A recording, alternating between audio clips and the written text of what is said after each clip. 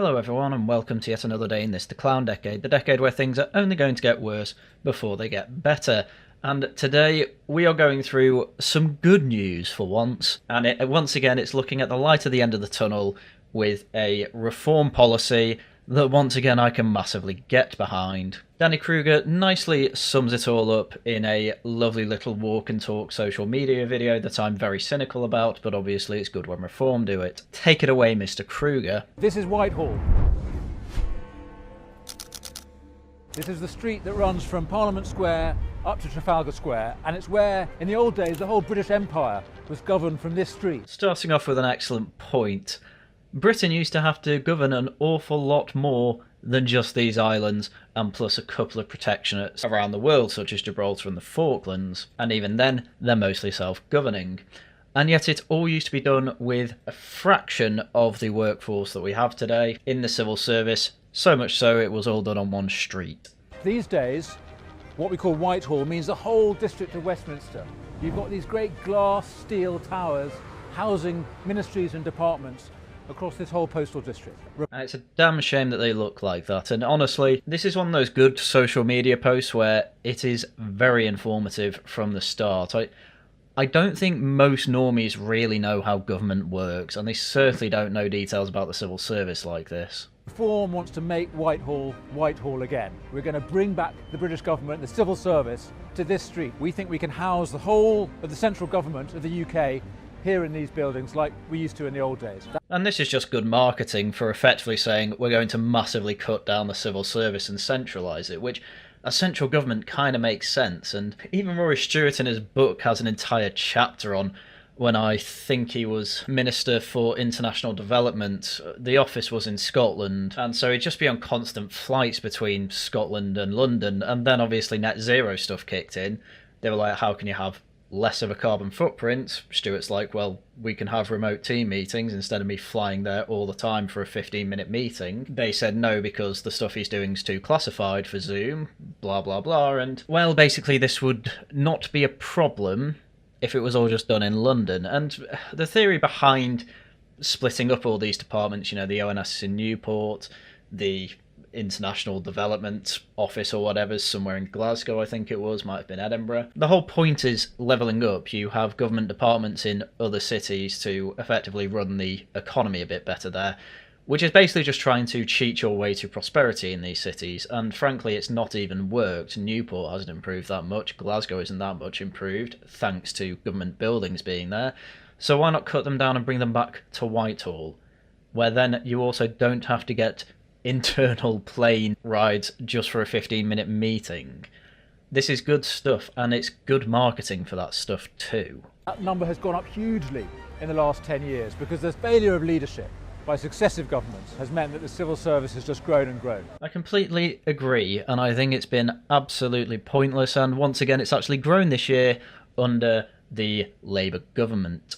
We're going to cut the numbers of civil servants by over 60,000 roles, saving over £5 billion a year for the taxpayer. Which isn't bad going, and it's something that needs to be done anyway, because the civil service has absolutely suffered bloat. We're going to take these numbers out by reducing the numbers of HR professionals, comms professionals, all the middle managers, all these policy people who don't know anything about the areas that they've got policy responsibility for.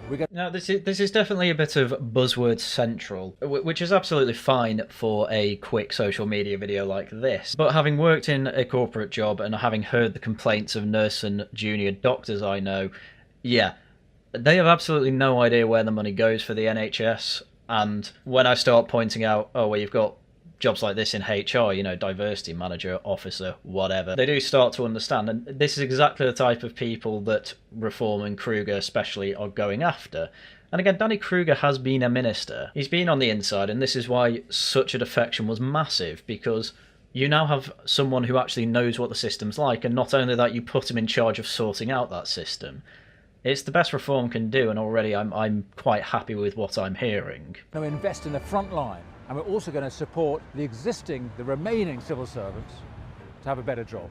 Now, this is a very good thing to add, because the people lower down in the civil service, the people I know are actually quite annoying, but ultimately they are the people that just want to get things done and actually feel useful and progress by doing things that are evidently useful and actually productive. And Kruger's basically said, if you are a productive, conscientious worker in the civil service, we want to keep you, and not only that, we will make you feel productive and make it a rewarding experience and job. Which, from all the jobs I have, the ones that feel like I have been very productive are the best jobs. Pay them better, link their pay to their performance, reduce the bureaucracy and the compliance and all the management that they suffer under. Now, the point about compliance and bloat is very funny, given that on the same day news came out that Keir Starmer says he is frustrated with the number of regulations he faces, where every time he goes to pull a lever, there's a whole bunch of regulation, consultations, arm-length bodies. That means the action from pulling the lever to delivery is longer than I think it ought to be. In other words, Dominic Cummings vindicated, and in other words, yes, but you can actually do things as the Prime Minister and with a government of 400 MPs to cut this stupid and utterly banal bloat. Are you going to do anything about that, Starmer? No, hence I'm voting reform. Anyway, that's the main thrust of the video. There's a bit more, but it's just kind of repeating the points at that point, which is fine. It's mostly marketing that, but you know me, I like the details. So Danny Kruger has written a blog over on the Preparing for Government website called Storm and Sunshine.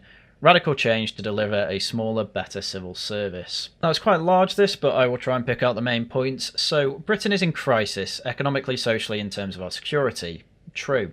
All these challenges require an effective government to cut through bureaucratic inertia and execute big decisions to liberate growth, strengthen communities, and defend the country. So previously, Danny had set out core principles for the operation of a reform government. Under Farage, when he is Prime Minister, the admin state, the permanent civil service, will serve the elected government. This means restoring the actual, not simply formal, responsibility of ministers for policy and delivery. And again, Danny Kruger will know about this. He was a minister, and he knows that effectively the civil service gives you a couple of choices, and there's only really one that they want to do anyway, and they will, talk you into that decision. Again, watch Yes Minister, it's such a good satire about how this works. Reform is considering in detail the operation of the civil service and ministerial code, the processes of appointing and removing senior civil servants, the proper degree of political instruction to civil servants. The best way of organising the centre of government is to give effect to the wishes of the Prime Minister. Alongside this essential work, we are committed to getting the size and cost of government under control. Ministers cannot effectively function with a bloated, top-heavy bureaucracy. To be better, government needs to be smaller. Absolutely true, and that is something that I've been saying for nigh on 8 years. This is everything I think I could reasonably ask for from a plan from a reform government who is looking to cut the size of the state. Because pretty much since World War II, it's been getting bloated, and it got really bad after COVID, and it's just impossible to cut it down, because you end up with union action, and Danny Kruger was actually asked about that. But this isn't the video to go through that. There are 3 ways to reduce the size and cost of government. 1, cut out the waste. 2, improve government productivity, including through ambitious use of AI. Oh, interesting. And 3, for government to do less and the private sector and civil society to do more. We need to do all these things, but today I'm focusing on cutting the waste. And so, just so you are aware, this means that you are going to get more press conferences and blogs like this. And yes, I am going to go through them all, because this is like my crack cocaine. Let me set the scene. Someone once said a hard rain was coming to Whitehall. I agree that we need some serious weather. As detailed below, the civil service is bloated and costly, ineffective, and in places ideologically hostile to what reform governments will want to do. It will take radical action to change this, but beyond the storm is sunshine. A better, more rewarding place to work for the civil servants who genuinely want to serve the public and fulfil the manifesto commitments of the elected government. Post this, I might actually be interested in working in the civil service for once. I avoided it for ages because I knew it was a woke load of garbage from the people I know that were in it, and after this, hopefully it's going to be full of people like me. So, the bloat. In October I explained that reform will make Whitehall again. We will move the civil service out of its glass and steel towers dotted around Westminster and put them back in the official buildings at the heart of government, in the street called Whitehall. I said this would be made possible by substantial reductions in the civil service headcount. Today I can give more detail on these numbers. The civil service today employs over 500,000 people. This is the same level as the previous peak at the end of Tony Blair's government in 2006. Numbers fell significantly after the global financial crisis when Britain was running a 10% budget deficit, but by 2024 they were back to the 500,000 mark. We were this close to greatness. Honestly, as time's gone on, I've actually come to somewhat appreciate the austerity years, because it's only really called the austerity years because quite a few departments did actually get cut, but ultimately what actually happened is spending never went down, everything just got funneled into the NHS. Because obviously the promise is we will keep the NHS fully funded, but everything else needs to take cuts. In the long run, that's kind of ruined other departments, especially, say, policing and obviously the civil service. But again, that's largely more down to poor management rather than a lack of funding. But from these numbers alone, as you can see on the graph here, yeah, the austerity years did what they had to do with the civil service, especially given that Tony Blair wanted to massively expand it. But unfortunately, they kept all the worst parts. That's why the detail matters. You can cut these numbers, but ultimately, if you keep all the useless people and get rid of the useful ones, you have not done a good thing. Reform are looking to do the opposite of that. So it is noteworthy that the National Civil Service has managed to recover completely from the so-called austerity years, whereas local government workforce is down a third since 2010, and what the ONS describes as a record low. The reason for the growth at the national level includes both structural factors, i.e. decisions made by governments to organise the civil service, and chronic factors, i.e. ways of the working by the civil service. Structural factors include the duplication of corporate functions like finance, commercial and HR in both Parliament and the Cabinet Office, the establishment of task forces, particularly in the Cabinet Office, which outlive their tasks, and the growth in the workforce thought to be needed to take on former EU responsibilities, which turn out to be greatly exaggerated, such as the judgment of the HMRC that they need 4,000 new staff to handle an additional 199 million customs declarations a year after Brexit, and in the event that less than 40 million new declarations were made, but the funding has not been rescinded, nor customs staff cut. So they have 5 times as much staff as they actually need. Chronic factors include the massive expansion of the policy profession, which has doubled since 2016. The ratio of centre policy leads to frontline staff has increased between 2 and 6-fold in different operational areas. Grade increases by which the civil service creates new layers of management in the hierarchy, such as second permanent secretary, and contracts and union agreements that make retrenchment difficult or expensive. The chronic factor which drives growth in more expensive senior roles is grade inflation, by which managers attract or retain staff by promoting them to higher grades for jobs that were previously done at more junior grades. For example, junior ministers' private secretaries typically used to be higher executive officers, around 40,000 a year, and are now usually grade 7s, which is 60,000 a year. Most permanent private secretaries were at a similar level, and now many of them are themselves senior civil service grade at £80,000 and above, i.e. they kept giving themselves pay rises. So this is a mixture of the government basically believing advice from the civil service that it needs to grow, and then the civil service getting the power to grow itself, and it took that opportunity. Again, very yes minister. And again, this is showing that Danny Kruger clearly knows what he's talking about, and also has the evidence to back it all up. So next up, Danny starts talking about life in Whitehall. The growth in headcount accounts for scandals of the current system. Nick Timothy's 2023 report into the Home Office observed that this single department had an analysis and research team of 878 people, costing £78 million a year. Meanwhile, DEFRA has a policy teams for each individual species of fish. You can email the Bass team if you like on bassfmp@defra.gov.uk. Just for context, there are over 300 species of fish in the United Kingdom. I'd actually be quite shocked if they have 300 separate departments for that, but obviously the point is you can just put fish into one department. Job ad after job ad are issued, advertising for well-paid roles at the taxpayer's expense, whose value it is impossible to discern from the familiar, dreary phrases. From one recent ad for a £60,000 a year role, plucked at random from Civil Service Jobs website, drawing insights and analysis from a wide range of sources to develop strategies for project delivery improvement, and to motivate stakeholders to engage in the change, lead on increasing awareness and engagement with relevant departmental and cross-government strategies. Load of nonsense to basically say you will be sending emails for a living. Whitehall produces extraordinary anomalies and discrepancies between roles. Recently, a vacancy for the head of cybersecurity at HM Treasury, a somewhat significant job, was advertised at £55,000 a year. Yet earlier this year, the Cabinet Office was advertising for 2 mid-level HR roles to support the infected blood inquiry. a head of HR operations and a head of HR policy and pay, located in Newcastle. Annual salary for each role is £72,000 with an additional allowance of £5,000 on completion of probation. Yeah, this is something that's definitely been noticed by an awful lot of people, that what sound like really, really senior jobs, head of cybersecurity, you get paid kind of an entry-level salary. 55,000 is way above entry-level, but still kind of middling experience, 3 years or above. Whereas then when it's head of HR operations for the infected blood inquiry, which is not as important as the Treasury, your salary's £20,000 more. It just doesn't make any sense. So it's no wonder that recent reports from Inside, notably Amy Gandon's excellent study for Restate in 2023, reveal officials spending their time shoveling electronic paper around with nothing to show for it in terms of improving services for the public. We don't do any work, one official said, we sort of just survive. Gandon's own experience as a civil servant was one of trying to swim through rapid setting concrete. Much effort with absolutely no progress.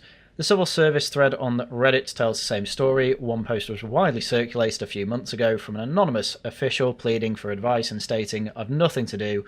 In the last year, we haven't delivered a single thing. And he posts the entire thread, which you can look at your leisure. I wouldn't say Max Tempers posted this, but I don't think this was actually one of his, amazingly. But yes, I do remember the Reddit post doing the rounds on Twitter. It was absolutely unsurprising for those of us that know what the civil service is like. Anyway, next up, it's a critique of Labour. Labour have come into government and discovered many of these dysfunctions for themselves. They are trying to get a grip on Whitehall machine and to cut headcount and costs. I don't think they're trying to do that, to be honest. They are not doing nearly enough, and they are going about it in the wrong way. Rather than a strategic approach to the whole of Whitehall, they are introducing ad hoc reduction plans department by department. The Foreign Commonwealth and Development Office is shrinking. The Cabinet Office has announced they will lose 1,200 jobs through a mix of voluntary redundancies and not replacing leavers. The Ministry of Housing, Communities and Local Governments has suggested it will lose around 5,000 jobs by 2030. The government has given a ballpark figure of around 10,000 job losses for this programme. Not only is this a paltry cut in itself, but the use of voluntary redundancy and natural wastage means the reduction will happen in the worst way possible. Good people will leave, and the passengers, those who need to leave, staying on. Past experience shows that the most talented people are often the most confident in their ability to find another job outside of government or incentivised to leave, whilst the least capable tend to cling to their post. Excellent point, Danny. I actually didn't quite think of it that way, so thank you for pointing that out. So, now that the scene is set, let's get into the better way, the meat and potatoes of all this. The bloated cost of the civil service is reflected in its low morale. For that, we cannot blame civil servants themselves, except those at the top. Totally agree. There are clearly deep problems with Whitehall procedure and culture, including the failure to reward merit or remove underperformers, and the predominance of underqualified policy people over colleagues with actual delivery experience. But we must also blame the politicians. Over half the participants in Gandon's study described their work as short-termist, driven more by an imperative to announce things or manage appearances over delivering changes on the ground. Others complained of a lack of vision setting by ministers with no clear internal narrative of what departments or the government as a whole was supposed to be doing. All this must change. Completely agree. This is paralleling things I've complained about the civil service for quite some time, and actually quite a lot of the right for quite some time. And as I say, if you've nailed the problems, there's a good chance you know how to fix them. You don't necessarily know how to fix them. I know many people who understand the problems and have terrible fixes, but getting to the basics of cut pointless people, promote and give bonuses to people of merit, yeah, basic stuff like that's pretty good, and you can develop good KPI indicators for that. The principles of good management for any organisation are not easy, but they are simple. Well, I just said that. You need a clear vision, good people, incentivised to succeed, a strong performance management with lines of responsibility and accountability. Yes, yes, yes, yes, yes. A reform government will provide a clear vision. We want to strengthen families, communities and the country. Yes. Each department in Whitehall will know the part it is required to play in fulfilment of this vision. And ministers will take responsibility both for policy design, answering the knotty questions themselves, not passing them to officials or to future ministers via legislation with wide order-making powers, and for delivery. And we want to hire and retain good people. We recognise the great work many officials do, and we want them to feel valued and properly rewarded. And that means cutting out duplication of roles, much of it driven by failure demand, roles created to address the fallout from dysfunction elsewhere in the organisation. It means retaining talent and expertise within the subject area so that we grow real experience and knowledge in each domain of government. It is deeply wrong and bad for individual officials and terrible for the country that to get promoted, an official has to change job every 2 years. I would agree. And to be honest, dysfunctional private sectors are kind of the same. High turnover companies do not tend to do well. And Kruger goes on to list an awful lot of this means this. So, for instance, some senior people will get more than they are paid at the moment with good rewards for performance, reflecting the reality of wages and pensions in the modern world. Rather than earning a comparatively low salary but earning 29% pension contribution, we will look at reducing pension entitlements in favour of higher wages for high-performing colleagues. It's extraordinary that a civil servant starting their career today could, if they stay around the median salary for their career, end up getting paid more in retirement once the civil service and state pensions are combined than they did when they were working. I do agree. It means more performance-related pay across the board. It means that we link overall performance bonuses for the civil servants to improvements in national economic growth or productivity, aligning Whitehall with the priorities of the country. Again, I like to hear it. They're also looking to make a 500 million bonus pot, which is an additional 400 million to what they have at the moment for high-performing colleagues. It means ending the culture of automatic progression and managerial inflation in the civil service. Promotion and pay progression will be driven meritocratically by performance. Excellent. Bringing real talent in from outside the civil service. The Civil Service Commission is supposed to make sure competitions for civil service jobs are genuinely open. Last year, of commissioner-chaired competitions, i.e. for the top jobs in government, 74% went to existing civil servants. We are not fishing in a big enough pool. It means less time for diversity, equity and inclusion initiatives, no more divisive categorisations and de facto staffing quotas, and a restoration to the promotion on the basis of merit. Good, good, good, good, good. It means a proper working culture. Reform local government leaders such as Greater Lincolnshire Mayoral, led by Dame Andrea Jenkins, are already insisting that colleagues work from the office and not from home. I actually don't think working from home's that bad. This is probably the one part I disagree with them on. But then again, to be honest, if they are in departments where obviously working from home comes with security risks, say in the MOD, yeah, makes a lot more sense.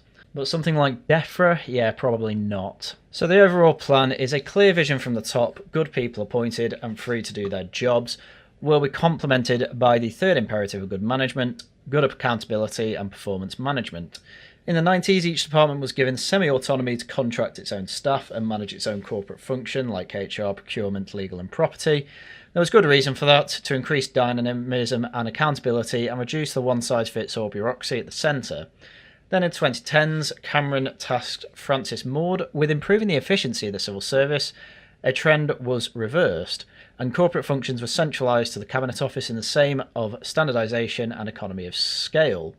The problem is that department corporate teams were not abolished, only duplicated, so we now have legal or digital or procurement teams in both the department and the Cabinet Office. And so we are reviewing each corporate function to determine whether it is something best left to departments under proper expert and accountable ministers, or whether it should sit across Whitehall as a service to be used by departments as needed, but not both. What we are clear about, however, is that the Centre for Government needs to be considerably leaner, more strategic, more data-focused, the proper function of Number 10 and the Cabinet Office, and we are looking closely at the proper structure of the office that supports the PM and Cabinet, that are to transmit the strategic priorities of the government throughout the civil service and public sector, and monitor their progress and delivery against these priorities. This reflects the clear trend in the commercial sector, where head offices have been significantly smaller and more focused on monitoring than on remote management. Whereas the corporate headquarters of the UK government, the Cabinet Office, has grown from 2,000 to 10,000 people in the last 15 years. This all naturally leads to a significant reduction in the size of the civil service. The precise shape of each department and the future operating model for the centre of government will be announced in due course in light of decisions about the next government's policy priorities. As Paul Johnson pointed out in his response in the 2025 spending review, the same criticism applies to previous Conservative attempts at cost-cutting. It would be wrong to apply blanket reduction targets across every department, irrespective of its purpose or its role in the government's priorities. Quite right. A reform government will set clear, function-level spending limits for each department, protecting frontline delivery while requiring reductions in corporate and admin costs. These limits will be implemented using existing Treasury powers through spending reviews and parliamentary estimates. Departments will retain flexibility over how they meet these limits within existing employment and consultation framework. Nevertheless, it is possible to announce changes that we expect to make in the size and shape of Whitehall as a whole. Danny also notes that the following reductions do not include quangos, which suffer the same or worse combination of structural and chronic factors, and quangos actually do really need to be looked at, and they'll announce them in due course. Anyway, the headcount in Whitehall will fall by about 68,500 FTE roles, which is 13% of the headcount, and a near-term cash saving of £4.16 billion per year, plus an additional £1.04 billion a year in averted pension liabilities. To achieve these reductions, we intend to focus on back office, middle management and senior roles, where the growth in headcount and cost has been most excessive. We expect to cut the senior civil service significantly, and we can ensure that frontline roles are protected. None of these measures will include any reduction to the operational roles such as border control, DWP assessors. In other words, you will not feel any difference when it comes to frontline work, i.e. customer-facing roles, because they're not touching them. It's the people behind them who seem to do very little work, and there's just way too much bloat there. That is going. If anything, the frontline needs more hires. Ultimately, staffing in some departments may be increased in order to facilitate our broader policy measures, including Operation Restoring Justice, PIP claim reassessments, and refugee status reassessments, for instance. Just like I said. Anyway, more detail and lovely graphs. They have a target headcount reduction by profession, so when it comes to policy, just under 20,000. Comms, they're not making a huge cut to, but you don't really need it. HR's taking a bit of a hit, but again, not large. Ops delivery is taking the biggest hit, probably because loads of them are basically a COVID hangover, and then other is I don't know what, but both of those are around 50,000. Again, quite good to see. So as detailed above, one of the causes of growth in headcount for corporate, i.e. non-operational delivery function, is the duplication of roles formerly employed in departments, now matched with people in the Cabinet Office. We'll bring forward plans for the reform of the central government in due course, but it is noteworthy that while across the private sector in recent years, corporate HQs have shrunk, becoming more strategic and data-driven, and in Whitehall the centre has grown to 10,000 people from 2,000. The process for achieving these reductions will of course be a detailed one. Current terms and conditions and union agreements on consultation must be respected, but unlike the current government, we do not expect to make all the reductions through voluntary redundancy and natural wastage, not filling roles that fall vacant. We will be deliberate about ensuring that high-performing people who are needed for organisations are, where possible, retained. We will follow statutory processes, but will not allow these processes to go the way of other efforts at retrenchment in the civil service, which simply cause the best people to leave. We will tailor the process to the needs of the government, which are the needs of the public. Anyway, this is the final section, productivity, evidence and experience. As this suggests, we intend to go about government differently from other parties, and in the same spirit we intend to use the time between now and the next election differently. Rather than working on a manifesto to hand over to the Cabinet Secretary on day one and ask him or her to work out how to deliver it, we'll arrive in government with a fully worked out programme of legislative and executive action. For this purpose, I'm invited, and I repeat the invitation now, anyone with expertise or ideas to contribute to our policy process to get in touch. You can do it via this portal, but I also have a very specific appeal to serving civil servants who, like reform, want to see government become more efficient and effective to serve the public.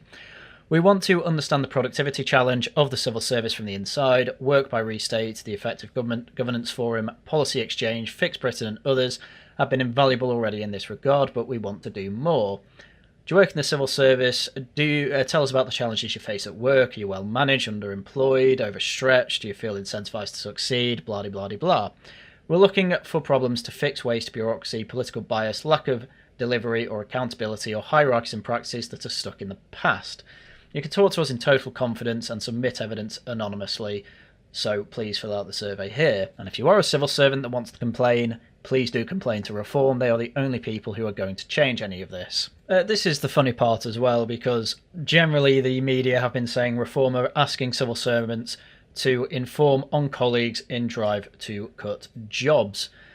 That's not quite what happened, and that's not quite what was said, but ultimately I do find it very, very funny how, for some reason, the media class seem to think that we're not a nation of snitches.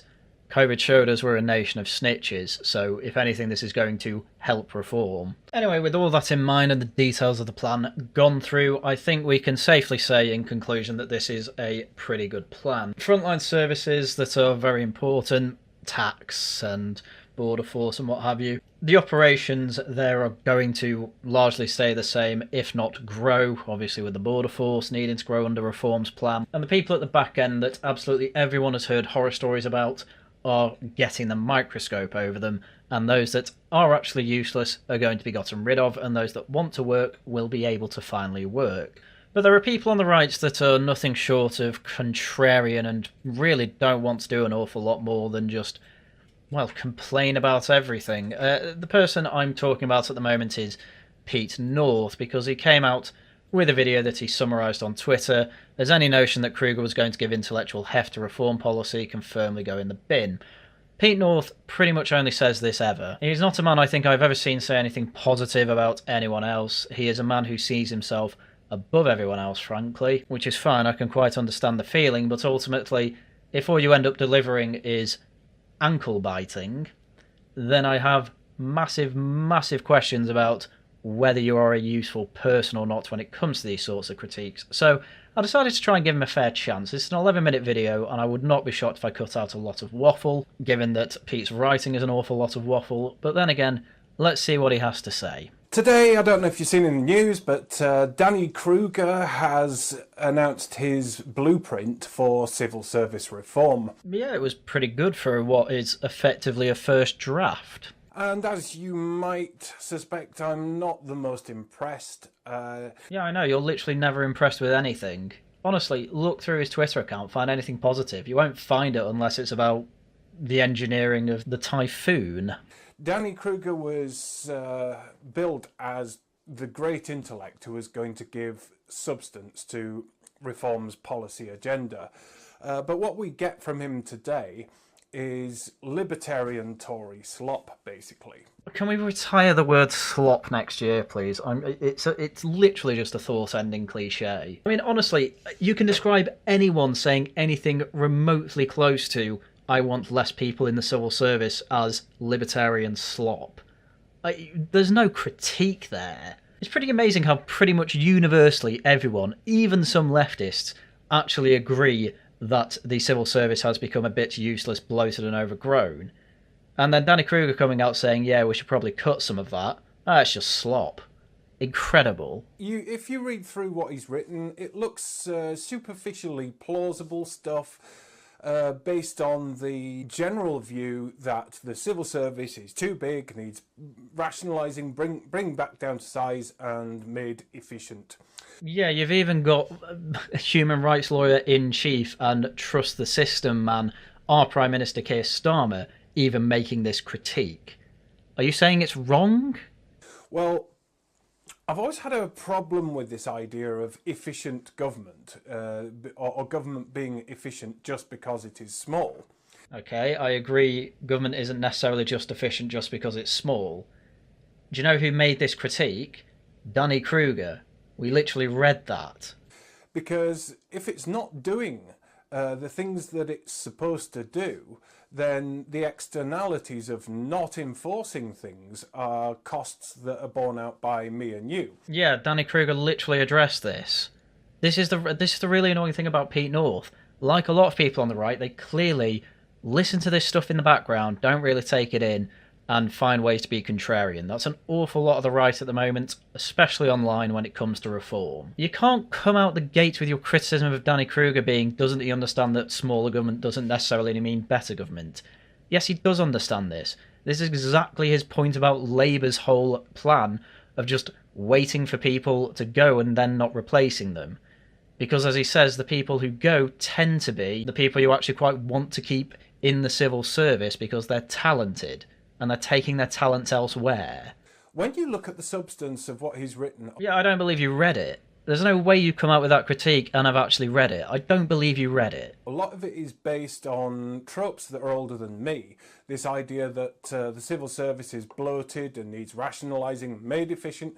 There were entire episodes of Yes Prime Minister about this that were out when I was an infant. Yes, Pete, the problem we have are probably a century old. Some people would say even older. Again, I must reference Yes Minister and Yes Prime Minister almost every other video. It's got to be a weekly thing at this point, because the civil service does have this big amount of bloat where people are self-interested in keeping their own jobs. And again, people I know in the civil service pretty much confirm all this. This isn't a secret, Pete. I don't understand his issue here. Yeah, the civil service has some very, very long-standing problems that people have been trying to fix over time and haven't managed to fix.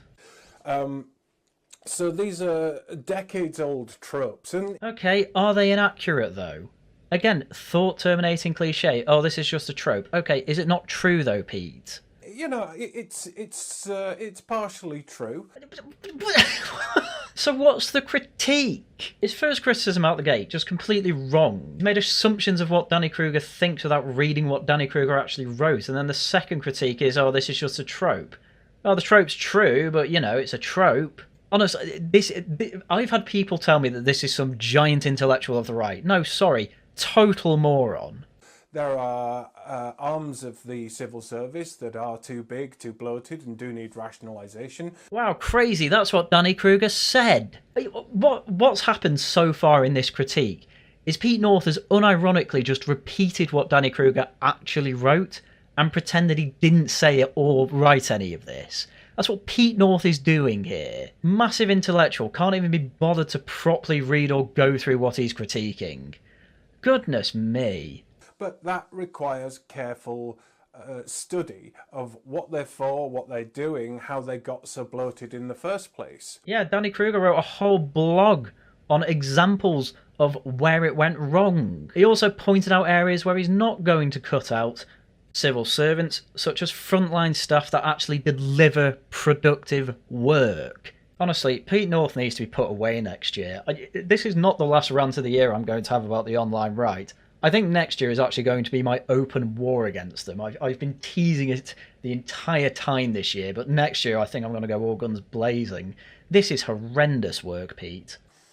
One of the reasons it's bloated in recent years was because of Brexit, where we assumed that all the extra onerous customs procedures and regulations would necessitate a larger Department of Trade. Danny Kruger said this was Danny Kruger's example.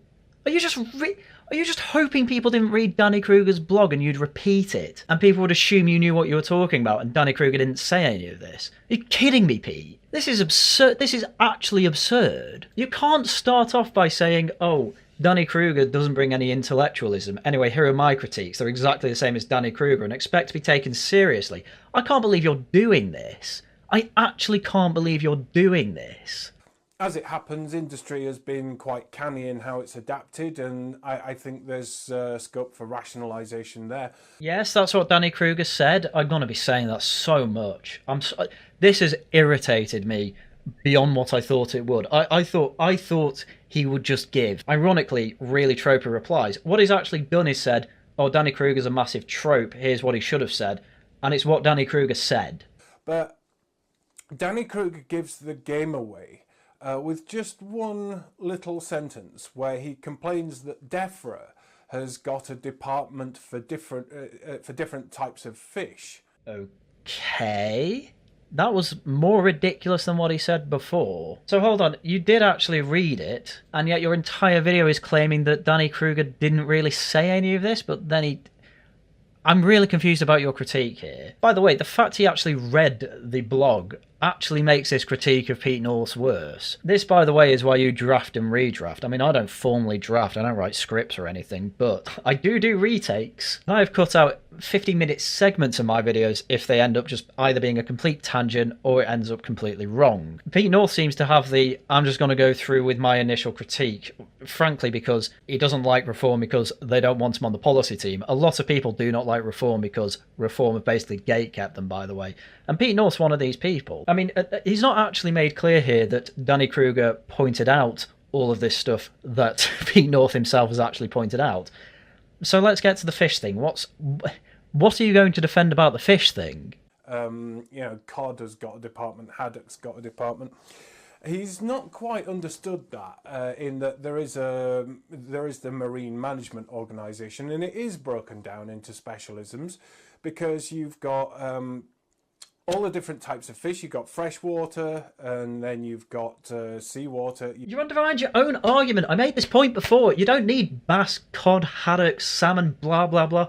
You can group them like you just have.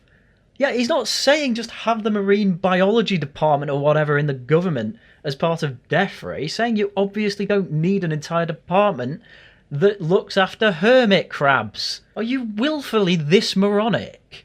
With different kinds of fish, it often dictates what kind of nets you have to use. Oh, I'm skipping all this. I get his point. Yeah, you don't need an entire department to dictate this. You can have the same department saying, you know, this is the regulation for salmon, this is the regulation for bass. You don't need to have them in separate departments. You can just have them both under the freshwater fish department. And then on top of that, basically everyone agrees that DEFRA has put way too much red tape up. Guess what happens if you cut red tape? You need less departments deciding what this red tape should be. Goodness me. Honestly, forest derangement syndrome is so bad you start actually defending the bass department. Come on. There's a level of expertise involved in fishing which is, it's not generally understood, but it's not a simple industry. My dad is literally friends with fishermen. We've gone on fishing holidays. Yeah, it can be quite complex. Fine. Different fish require different tools, blah-de-blah-de-blah. Guess what? My dad's fisherman friends know all these nuances and are expertise in it. They're one person. They don't specialise in catching one type of fish. They catch all sorts of fish. Ergo, you can obviously have a department that deals with multiple types of fish. Pete. Approaching civil service reform from this angle, saying, oh, we just don't like the shape of it, is neglecting to look at the function of it. Pete, I'm sorry, I'm no expert in fishing, don't get me wrong, but I really do not see the defence of having individual fish departments when I know marine biologists, and again, I know they don't specialise in one type of marine species. I know they look at an awful lot. I know that you can have a department that can handle regulation on salmon, regulation on bass, regulation on cod, and possibly, because we're going mad, even possibly regulation on haddock. You can call it tropey all you want, but again, I'm not coming at this from a complete layman's perspective. And again, this whole argument's completely undermined by the fact that the blog actually went into these nuances you're talking about. And form should be defined by function, not some ideological notion of how big you think government should be. Again, Danny Kruger says this. And this tells you that they're not actually doing the granular, ground-level policy upon which you build everything else. You think policy is bottom-up? I'm very much a bottom-up type of guy, but when it comes to government policy, you obviously don't build it from the bottom up. You do it top-down, and part of the reason that they are asking civil servants to anonymously give information about how the civil service works is to literally deal with these nuances you are bringing up. But again, I'm sure you'll call that some sort of trope. And this is as a subject matter is even more damning for a party like Reform, because Reform is, of course, a continuation of the Brexit party, and Brexit, a very large pillar of that was fishing. Oh, God, I'm going to skip to the point on this one. I can't be bothered with his waffling. And if we're talking about a Reform government that wants to revitalise Britain, revitalise its industries, then you would expect that fishing would be a large part of that. Yeah, that's why they're making the department that oversees fishing and fishing policy more efficient. Again, what you're defending here is that you need a dedicated policy team per fish. I'm not being funny, but if the EU can manage to have a common fisheries policy where they come up with policy per fish without having to delve into these individual teams, I think the UK can do it. that you would actually go and have a design for the industry, an ambition, a vision, what you want it to do? Do we want to double the size of the fleet? Are you going to dedicate 100 pages of your next manifesto to be toward fisheries? Be serious here. You are defending departments delving into individual teams per fish. With 300 fish species, obviously you can put 100 fish into one policy team. You know, split them up by freshwater, saltwater, what have you. It's beggars belief you'd be defending this, to be honest with you. You know, I've never heard any fishermen say, you know what, I think the EU's wrong on fisheries because they don't have enough teams on policy per fish. I don't think any fisherman said that in Brexit. Do we want to stimulate domestic markets, or do we want to focus exclusively on exports? All great questions, Pete. They have, at most, 3 years till the next election, and they've made it clear they're drip-feeding policy like this. On top of that, Pete, we're talking about the civil service here. Why would they go into their industry plans for fishing when they are writing about centralising Whitehall? What kind of fishing industry do we want? What kind of species are we going to go after? I don't know, it sounds like a joint team over all fish could work out something like that. All of these are good questions, and once you've answered those questions, then you have a good idea of what your civil service support back office is going to look like. One thing I know for certain about fishermen is that they do not want the civil service to look like as it does now. I would not be shocked if they think any change is a good change at this point. And the same is true of agriculture. I personally believe that we should scrap the EU SPS and veterinary system. Whoa, crazy, Pete. Hang on, shouldn't we have a whole load of bottom-up ideas first that we discuss? Should we have a team per species of grain? It's just incredible. Have a go at reform because of this overarching top-down ideal of what they want and then work the nuances later. Complain at them for that and then instantly just do the same thing. Move away from that model and instead seek to restore a network of local slaughterhouses, and that way you get animals killed near to where they are reared. This is another thing that Pete North does, and he does this in his writing somehow. He just goes off on a tangent like this. What's the point here? And you're cutting down on the number of miles they travel, which is good for animal welfare and it's good for the quality of the meat.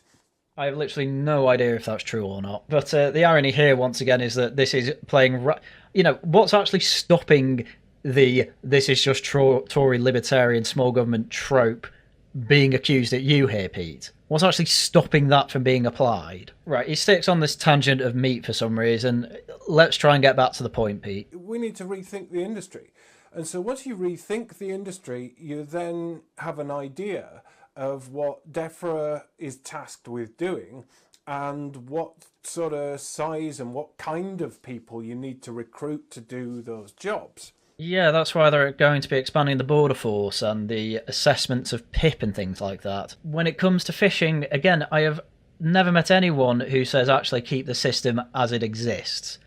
Can you name me one person that wants to keep these departments, these policy teams, who doesn't work for them or oversee them? Because you can start moving in a direction where you are going to want to go anyway, without having a massively finalised and complex plan of what it's going to be anyway. And hell, if it does turn out you need these teams back, guess what? You can just rehire them. Again, you can tell from the rest of the blog that they are perfectly happy with expanding what needs to be expanded and cutting what needs to be cut. And the whole ideology comes down to, are these people being productive or not? Is this useful policy? Is this work being done? Are they hitting productive targets of you've done this many assessments in a week? And get rid of the ones that say you need to have this many pass and fails in, say, a driving test. Again, I managed to come up with all this without having a fully formed plan of where I want the country. Oh, it's tropey. I don't care, it's right. But if you've got a top-down notion of what DEFRA should look like and you've got a fixed cap on how many officials it should have, then it's going to be stretched, it's not going to have the right people doing the right things, and you're just... Again, Did you stop reading at the BAS comments? Because literally the rest of the article is going through these nuances. Again, he starts off the critique, oh, you know, tropey, blah, blah, blah. Alright, that trope's actually got quite a lot of truth behind it. By the way, I want to keep the BAS policy team. What are you talking about? In fact, this has annoyed me so much I actually decided to take a look at what the fishing management policy for BAS actually is. Literally all they are planning to do is create a roadmap for effective management of bass stocks in England and Welsh waters over the next 6 years. I'm not being funny, you don't need a dedicated full-time team for this. This can be one of many policies that this same team work on, and it goes between bass, salmon, etc, etc, etc. It's ridiculous to say that you need to keep this team. You can just have a general fishing management policy instead of dedicating it to this team. And that suggests a complete lack of policy vision from Reform. You're reading an awful lot into their fishery policy because they want to get rid of a bass fishing management policy team. Again, I'm not hearing a good reason from you, presumably because you know about as much as fishing as I do, as to why we need to keep the bass fishing management policy team instead of having a general freshwater policy team that deals with bass, trout, and whatever else. This is totally a top-down agenda. Oh, I guess that's why at the end Danny Kruger said in his blog, actually we want people within the civil service to come forward and let us know their thoughts. Yeah, totally top-down, nothing from the bottom up whatsoever. What we need is individual policies at all the different areas that are currently under stress. Do you think the bass fishing management policy is under stress? They review it every 6 years. You obviously don't need a dedicated team to review their own work every 6 years. Come on. And I've said this before in other videos that if you take immigration, which is a big theme of Reform, if you're going to tackle that, you want to expand the number of local authority inspectors looking at houses of multiple occupation. Wow, crazy Pete, it's like they mentioned that! Come on! You need to expand trading standards to its former glory so it can go after counterfeit trades, illegal cigarettes, selling... Oh, Pete, seriously. Reform have gone through this. They're expanding the police force, expanding the numbers, expanding the bobbies on the beat, expanding the prison places, making Nightingale prisons. You cannot be this bad with your memory retention if this is the sort of thing you're going to put out there. You have to get these things right and be honest. Otherwise, yeah, seriously, you're just going to embarrass yourself over and over again. Once you start doing that regular beat policing and enforcement, you start to uncover the illegal immigration that sustains it. Zia posts about this all the time on Twitter. What the I don't understand why he's got this assumption that Reform aren't thinking about this. They're clearly thinking about this. So you're then, on a national level, you're going to want to look at the Border Force, the Home Office, the National Crime Agency, perhaps even beef up the NCA and turn it into a national FBI. There's a lot of work that's got to be done. Damn crazy. It's almost like Danny Kruger mentioned all that, or at least the principle of it. And that is going to necessitate bigger government, more officials in some areas. I'm just going to read it out. To achieve these reductions, we focus on back office, middle management, senior roles, blah de blah de blah. No frontline staff are going to be affected, especially border control, DWP assessors, blah blah blah. Ultimately, staffing in some departments may be increased in order to facilitate our broader policy measures. Wow, Pete, as I said, they mention all this. As I said earlier, there's no way he read all this. I think he got up to the bass part, thought, oh, I can just skewer them on this, and then didn't read any more of it. Then it turns out, in the rest of it, they address exactly what he's been saying for the past 8 minutes. There's still 3 minutes of this video. I might just skip to the good parts. You would need to look at what your priorities for government are.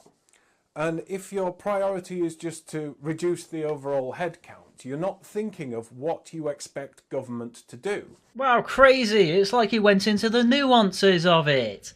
I don't know how much more of this repetition of mine I can take. If you're not going to bother to read the whole thing that you are critiquing, what is the point? I'm going to make a point of making it to the end of this video so that I don't seem like an entire hypocrite, but you are literally just acting like an anti-Farage reform NPC, and it's embarrassing.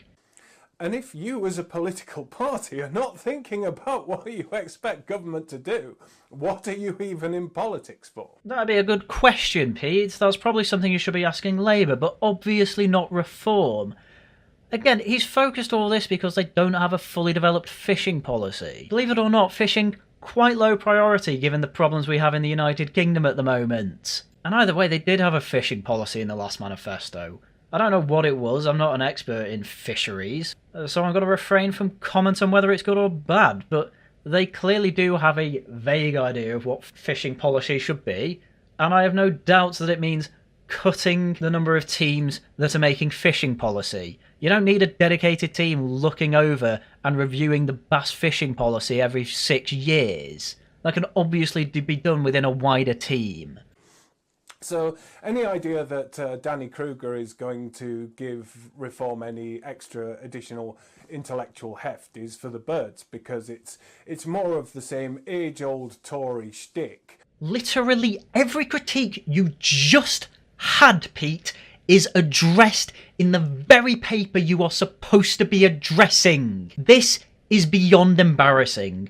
The only reason people think you're smart is because you waffle on, and whenever you write something, it's over 1,000 words. Sorry, that doesn't make you smart in any way. That means you enjoy the sound of your own voice and your own keyboard clacking. Doesn't mean anything else. And from this video, I can tell that you do not have the intellectual integrity to deal with any of the problems that you see. I mean this, and I've said it before. Mute Pete North. He adds absolutely nothing, and in fact will inform you of incorrect information. That's all this video has done. Rather than what are we actually going to do with power? Cut out higher-ups in the civil service who do very little more than oversee their own self-interest, hire their friends, promote their friends, and make sure that the status quo stays as it is. That is stuff that you have complained about yourself before, and you acknowledge Yes Minister was right to satirise and still exists today. And just to be clear, they are obviously in the understanding of the nuance that actually some departments will have to grow, but overall the headcount can and should come down. There is absolutely no reason to have 500,000 people employed in the civil service when it got along just fine at just over 300,000 just 10 years ago. And there's a rich seam of things to talk about here. I'm gonna be honest here, Pete. Leave the seams to us geologists. You are clearly too lazy, frankly. Intellectually, I mean, he's happy to write thousands of words of waffle, but he really doesn't have much intellectual backing in things he says. To actually critique these things in the way they should be critiqued, you cannot make an 11-minute video like this, where basically every single one of your critiques is actually addressed and dealt with in the very blog that you are criticising, and expect to be taken seriously by anyone. But you are, because nobody reads this stuff and they trust your word on it, and your word, as it turns out, is completely and utterly wrong, making you a dishonest hack. Certainly there's this restorationist agenda this has been floating around. Again, top-down, ideological, sweeping gestures. Oh, we're going to have a great repeal bill. Yeah, we've had them before and they literally work. I think getting rid of the Human Rights Act and the ECHR are good things, actually.